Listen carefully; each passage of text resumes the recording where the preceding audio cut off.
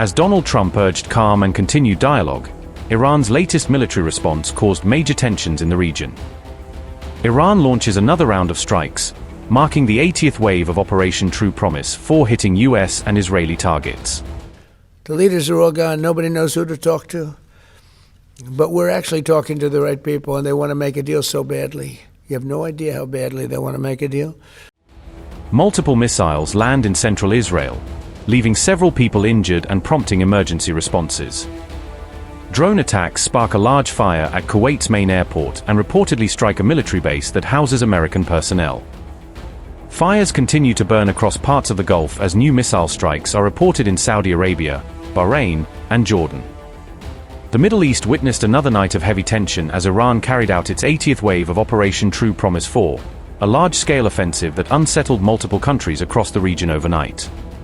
Iran's Revolutionary Guard and army coordinated precision assaults using missiles and drones, striking positions and assets linked to both the United States and Israel in a sustained operation. Explosions and sirens echoed across Tel Aviv and northern Israel as Iranian projectiles targeted key areas, forcing civilians into shelters and triggering widespread emergency responses. In an official statement, the IRGC claimed it extended the strikes to hit Israeli satellite reception and communication sites, describing the move as part of a broader strategic retaliation effort. Sirens blared across northern Israel as rockets were fired from Lebanon into Kiryat Shmona and surrounding areas. A house under construction in Kiryat Shmona was damaged by the rocket fire. No casualties were reported. Earlier attacks on central Israel killed one person and wounded 12 others, emergency services said. Israel's Magen David Adom said at least 12 people were injured in Bnei, Brak and Givat Shmuel near Tel Aviv. The IDF said it issued 12 alerts throughout the evening, warning of incoming Iranian missiles toward Israel. The Israeli army later detected another Iranian ballistic missile launch targeting the city of Eilat.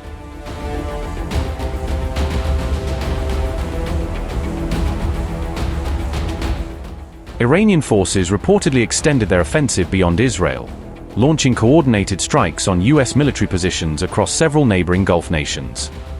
Authorities in Kuwait confirmed that armed drones struck a large fuel storage tank at the country's main international airport, triggering immediate firefighting and security responses.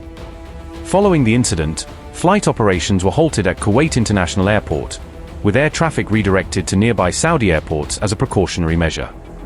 Officials noted that the strike was the third major assault on Kuwait's aviation infrastructure since the onset of hostilities, raising concerns over regional airspace safety. Kuwait's Defense Command reported intercepting 13 drones and 6 missiles overnight, highlighting the heightened state of alert in the small Gulf nation. According to Press TV, Kuwaiti officials acknowledged a suicide drone detonated inside a military base hosting US troops, though the extent of the damage remains unclear. Saudi Arabia's air defense system successfully intercepted a ballistic missile and multiple drones over its eastern territories, preventing potential damage to key installations. Reports from the region indicated that several explosions struck a US military facility in eastern Saudi Arabia, prompting an immediate security lockdown and emergency response at the site. In Jordan, police confirmed reports of falling debris after an intercepted missile broke apart in midair, with fragments landing in areas south of the capital, Amman. While no injuries were recorded, Jordanian authorities noted that missile debris has been landing within national borders almost daily since the latest escalation began. Severe explosions were also reported at the US Army headquarters in Bahrain, with initial accounts describing powerful blasts and damage at the facility. The developments unfolded as former US President Donald Trump stated that Iran is now desperate to engage in truce negotiations to de-escalate the situation. Everything we're doing, we're making great. The borders are great. The military is great. We're having, by the way, a tremendous success, as you know, in Iran. We had one in Venezuela, and now we're having one in Iran. They have no Navy left. They have no Air Force left. They have no anti-aircraft equipment left, no radar left, no leaders left. The leaders are all gone. Nobody knows who to talk to. But we're actually talking to the right people, and they want to make a deal so badly. You have no idea how badly they want to make a deal. And we'll see what happens. I want to thank Pete Hegseth. The job you're doing over there is really incredible. You and the general and all of the other generals and colonels and captains and majors and everybody else, right? It's a perfect, amazing thing. We make the best military equipment in the world. Now we're going to make it faster. We want to get it faster, but we make the best in the world. We're doing a job. Are you going to send Jared Kushner and Steve Witkoff to do direct negotiations with the Iranians? Yeah, well, we're in negotiations, as it turned out, and now you've seen what I said yesterday was exactly correct. We're in negotiations right now. They're doing it along with Marco, JD. We have a number of people doing it, and the other side, I can tell you, they'd like to make a deal. And who wouldn't if you were there? Look, their Navy's gone, their Air Force is gone, their communications are gone. That's the biggest problem. It's very hard to communicate them between themselves. All of the anti-aircraft is gone. Most of their missiles are gone. We either shot them or they shot them and don't have them anymore. They're down to a trickle. They're pretty much everything they have is gone. I don't know. Can you name one thing that's not gone, or can you name one thing that's doing well? You know, if you read the papers, you think we're tied. You think we're in a tough battle. We are roaming free over Tehran, the city, Tehran, as opposed to Iran. We're roaming free. We can do whatever we want. And as you know, today we were going to have the privilege of shooting down a very big electric generation plant, one of the biggest in the world. And one shot to the right location ends the plant, it collapses. And we held off based on the fact that we're negotiating.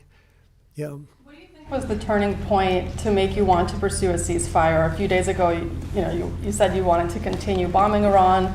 Now you want to pursue peace talks. Was there something that happened? The fact that they're talking to us and they're talking sense.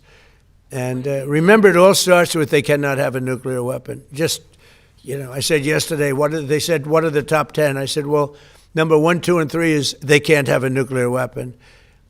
And they're not going to have a nuclear weapon. And we're talking about that. And I don't want to say in advance, but they've agreed they will never have a nuclear weapon. They've agreed to that.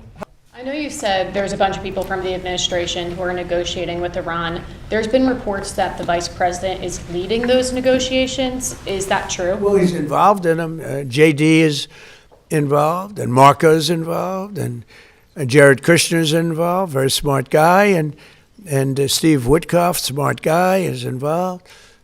And I'm involved. Why? I'm going to be so big. Oh, I don't want to talk about it. I'm the president of the United States, Tom.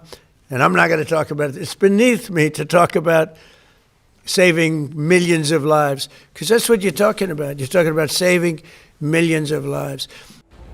Fresh reports indicate that the Pentagon is preparing to deploy around 2,000 troops from the 82nd Airborne Division to the Gulf region, as part of reinforcement measures amid the ongoing crisis.